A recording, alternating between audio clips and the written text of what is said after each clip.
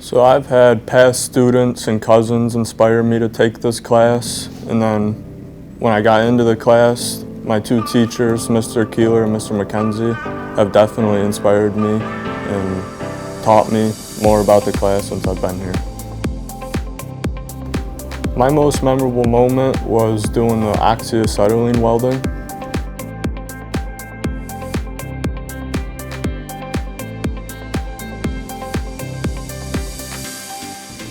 Something I'm looking forward to doing as we go on in the year is definitely either MIG or TIG welding, where we could make like chairs or pretty much anything you want to make, you can make.